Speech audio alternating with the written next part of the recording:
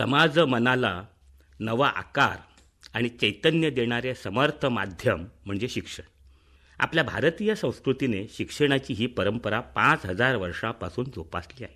विद्येने तर मनुष्या श्रेष्ठत्व आले या जगामाजी, न दिसे एकही वस्तू विद्येनेही असाध्य आहे जी. अशा ह्या विद्येचे राष्ट्रीय उत्थापनातील महत्त्व ओळखून न्यायमूर्ती रानडे, नामदार गोपाळकृष्ण गोखले, टिळक, आगरकर आदींनी महाराष्ट्रात शैक्षणिक संस्था स्थापन केल्या. तरुण पिढीत राष्ट्रीय चारित्र्याची निर्मिती व्हावी व त्याद्वारे देशात उत्तम नागरिक तयार व्हावेत, ही त्यामागची भूमिका होती. शिक्षणाचे महत्त्व जाणून देशभरामध्ये शिक्षण तज्ज्ञ, विचारवंत, समाज प्रबोधनकारांनी आपापल्या गावात, तालुक्यात, जिल्ह्यात आणि राज्यात शिक्षण संस्था उभारून एक प्रकारच्या राष्ट्र निर्मितीच्या आणि राष्ट्राच्या विकासाच्या कामामध्ये आपल्याला सक्रिय करून घेतले असे इतिहास सांगतो. जे जे आपणासी ठावे ते ते इतरासी सांगावे, शहाणे करून सोडावे सकल जन, या समर्थ रामदासांच्या वचनाप्रमाणे किंवा तमसोमा ज्योतिर्गमय या उक्तीनुसार आज शिक्षणाकडे पाहण्याची नितांत आवश्यकता भासत आहे. अज्ञानाच्या अंधकारातून प्रकाशाकडे नेण्याची क्षमता फक्त शिक्षणामध्ये आहे, हे सत्य आपल्या देशाच्या केवळ शहरी भागातच नव्हे तर खेड्यापाड्यातही पोचले आहे. आणि त्या दृष्टीने राज्यांचा, केंद्राचा, सर्व थरातील घटकांना सहकार्याचा सकारात्मक हातभार लागत आहे, ही समाधानाची गोष्ट म्हणावी लागेल. विद्या म्हणजे केवळ पुस्तकी ज्ञान नव्हे किंवा पोपटपंची नव्हे. विद्येच्या, शिक्षणाच्या द्वारा प्रत्येक व्यक्तीला माणूस घडविण्याची किमया करता आली पाहिजे. शिक्षणाच्या माध्यमातून प्रत्येक व्यक्तीच्या अंगी राष्ट्रीय वृत्ती रुजविणे, त्याला सुसंस्कारित करणे, त्याच्यातील स्वत्वाची त्याला ओळख करून देणे आवश्यक आहे. सुदैवाने राज्यातील, देशातील शिक्षण तज्ज्ञ यासाठी कार्यरत आहेत. हे कार्य बालवयापासून सुरू होण्यावर सगळ्यांचा भर आहे. अशा विद्येतूनच माणूस पूर्ण माणूस बनून या देशाचा आपण समर्थ नागरिक आहे अशी भावना त्याच्यात निर्माण होईल. अशा पद्धतीने शिक्षणावर भर देण्याचे काम चालू आहे. इथे एक गोष्ट ध्यानात ठेवणे आवश्यक आहे की शिक्षणाला जाती धर्माच्या सीमा नसाव्यात. शिक्षण हे तळागाळातल्या लोकांपर्यंत पोचले पाहिजे. केवळ प्राथमिक शिक्षण आणि माध्यमिक शाळा स्थापन केल्या म्हणजे शिक्षणाचे लोण घरोघरी पोचले असे मानून चालणार नाही. तर शिक्षणातून व्यक्तिविकास हे ध्येय साध्य करण्यासाठी प्रत्येकाने झटले पाहिजे. त्यासाठी लागणाऱ्या सर्व आवश्यक त्या शैक्षणिक सुविधा सर्व थरातील मुलांना उपलब्ध करून देणे हे शासनाचे आणि संस्था चालकांचे मुख्य कर्तव्य असले पाहिजे. हे एक असीधारा व्रत आहे, तो एक ज्ञानयज्ञ आहे असे मानून कार्य केले तर ह्या गतिमान बदलत्या यंत्रयुगात आपला भारत देशातील प्रत्येक विद्यार्थी हा आदर्श नागरिक बनू शकेल. त्यामुळे प्रतिदिनी येणारी प्रापंचिक, सांस्कृतिक, सामाजिक, आर्थिक आणि राजकीय आव्हाने पेलण्याची ताकद त्याच्या ठिकाणी निर्माण झाल्याशिवाय राहणार नाही.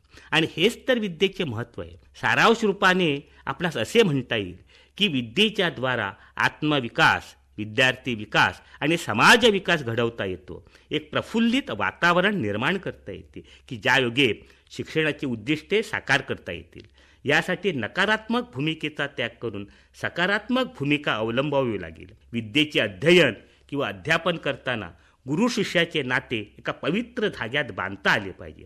आदर्श विद्यार्थी होण्यासाठी आदर्श शिक्षक असणे आवश्यक आहे आणि ह्या दोन्हींसाठी आदर्श शालेय वातावरणाची गरज आहे. या साऱ्यामधून राष्ट्रैक्याचे, राष्ट्रोन्नतीचे कार्य पार पडू शकेल यात शंका नाही. येथे आणखी एक गोष्ट लक्षात ठेवणे आवश्यक आहे. ती गोष्ट म्हणजे विद्येचे महत्त्व जाणणारा, सांगणारा शिक्षक हा एक असा पेशा आहे की मन लावून त्या क्षेत्रात त्याने काम केले तर तो कायम चिरतरुण राहील. कारण दरवर्षी तो नवनवीन विद्यार्थ्यांच्या सान्निध्यात येत राहील. टवटवीत फुलांच्या रसरशीत बागेत तो सतत वास्तव्य करीत राहील. कोमेजणे हा शब्दच त्याच्या वाट्याला येणार नाही, तर तो सदैव प्रसन्नतेच्या व उत्साहाच्या वातावरणात विहार करीत राहील. त्या विद्यार्थी दशेतील बालकांच्या कळ्या फुलविण्यासाठी त्यालाही उमेदी, उत्साही आणि तरतरीत राहणे अपरिहार्य ठरू शकेल. याबाबत आयुष्यभर विद्यार्थी राहिलेल्या आचार्य विनोबा भावेंचे उदाहरण आदर्शवत ठरू शकेल. विनोबा भावे हे या युगातील एक श्रेष्ठ ज्ञानर्षी गणले जात. ते राष्ट्रपती महात्मा गांधीजी यांचे अंतेवासी. ते एक सर्वोदयी नेते व भूदान यज्ञाचे प्रवर्तक म्हणून जग त्यांना ओळख. त्यांनी आयुष्यभर ज्ञानसाधना केली आणि शेवटपर्यंत ते विद्यार्थीच राहिले. अशा ह्या आचार्य विनोबांनी विद्येविषयक एक मार्मिक किस्सा सांगितले.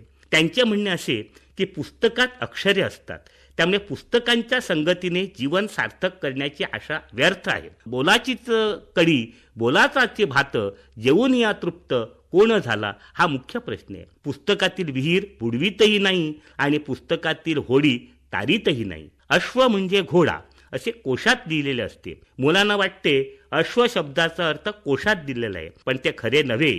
अश्व शब्दाचा अर्थ कोशाच्या बाहेर तबेल्यात बांधून ठेवला आहे. तो कोशात मावणे शक्य नाही. अश्व म्हणजे घोडा हे कोशातले वाक्य इतकेच सांगते की अश्व शब्दाचा तोच अर्थ आहे जो घोडा शब्दाचा अर्थ आहे. तो कोणता ते तबेल्यात जाऊन पहा. कोशात नुसता पर्यायी शब्द असतो, पुस्तकात अर्थ राहत नाही, अर्थ सृष्टीत राहतो. हे जेव्हा उमजेल तेव्हा खऱ्या विद्येची खऱ्या ज्ञानाची चव कळेल व महत्त्वही आपल्या लक्षात येईल. शिक्षित आणि अशिक्षित यांच्या संबंधांनाही आचार्य विनोबा भावेंनी केलेले भाष्य फार उद्बोधक आहे. एका शाळेच्या उद्घाटन प्रसंगी गावकरी व विद्यार्थी यांच्याशी संवाद साधताना ते म्हणाले, आज या तुमच्या शाळेचे उद्घाटन झाले. आजपासून ही शाळा सुरू होते आहे. यापुढे तुम्ही खूप शिका. पण काय शिकाल? प्रेमाने कसे राहायचे ते शिका. अलीकडे मी पाहतोय की लहान लहान ठिकाणी शाळा सुरू करण्यात लोकांना मोठा उत्साह असतो. आपली मुले अशिक्षित राहू नयेत, त्यांनी खूप शिकावी अशी त्यांना हौस आहे. यात गैर काय आहे असे मला वाटत नाही, कारण त्यांना वाटते की शिक्षणामुळे आपली मुले सुधारतील, त्यांना ज्ञान मिळेल, पराक्रमी होऊन योग्य जागावर जातील, पंतप्रधान होतील, राष्ट्रपती होतील. हो, का नाही होणार? त्यांच्या कुंडलीत लिहिलेले असेल तर ते तसेही होईल. पण एक लक्षात ठेवा, अगदी न शिकलेला सुद्धा राष्ट्रपती होऊ शकतो अशी कायद्याने तरतूद केलेली आहे. हैदर अल्ली हा शिकलेला नव्हता, पण लाखो लोकांचा तो सेनापती होता. त्याची गोष्ट सोडा, न शिकलेला माणूसही जगामध्ये किती मोठा होऊ शकतो, अगदी राष्ट्रपतीपेक्षाही मोठा. याचे सर्वात मोठे उदाहरण म्हणजे मोहम्मद पैगंबरचे आहे. त्याला काही सुद्धा लिहिता वाचता येत नव्हते, परंतु तो जे बोलला त्याला जगातले 30 कोटी मुसलमान मान देतात. हे सारे खरे असले तरी पण लिहिता वाचता येण्याचाही म्हणजे विद्येचाही मोठा उपयोग आहे. त्याने सृष्टीचे ज्ञान करून घेण्याला मदत होते. विद्येचे महत्त्व सांगताना आईच्या हातचे जेवण ही सगळ्यात मोठी विद्या आहे हेही ओघाओघाने सांगणे जरूर आहे. यासाठी दाखला द्यावासा वाटतो तो श्रीकृष्णाचा. भगवान श्रीकृष्ण ज्यावेळी सांदीपनी ऋषींच्या आश्रमात शिकायला गेले त्यावेळी त्यांचे वय होते 16 वर्षे.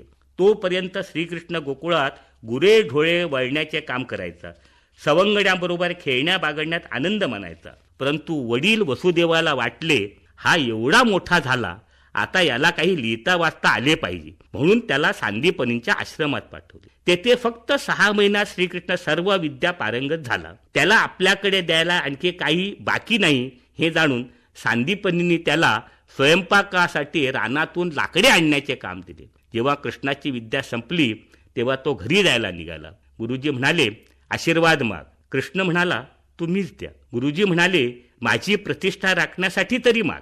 कृष्णाने मग आशीर्वाद मागितला. तो मातृहस्तेन भोजनम म्हणजे मी मरेपर्यंत मला आईच्या हातचे जेवण मिळावे. अर्थातच सांदीपनींनी तथास्तु म्हटले. भगवान श्रीकृष्ण 116 वर्षे जगले आणि त्यांच्या निर्वाणानंतर त्यांची आई गेली. याच्या उलट आजच्या मुलांची दशा. आईच्या हातचे जेवण मिळणे त्यांना कठीणच. कुठे हॉटेलात नाहीतर खानावळीत उदरभरण करणे त्यांना भाग पडते. आईच्या हातचे जेवण ही सगळ्यात मोठी विद्या आहे असे म्हटले जाते, कारण त्या जेवणामध्ये नुसती तूप पोळी भाजी भाकरच नसते, तर त्यात प्रेमही असते. म्हणूनच तर भगवान श्रीकृष्णांनी मातृहस्तेनं भोजनम असा वर मागितला. तात्पर्य काय तर अज्ञान, अडाणी, अनपढ राहणे म्हणजे स्वतःच्या, समाजाच्या, देशाच्या विकासात अडसर ठरणे. शिक्षणाकडे वळणे, खरीखुरी विद्या संपादन करणे म्हणजेच स्वतःबरोबर समाजाचा, राज्याचा आणि पर्यायाने देशाचा विकास करणे. विद्येचे हेच तर महत्त्व आहे.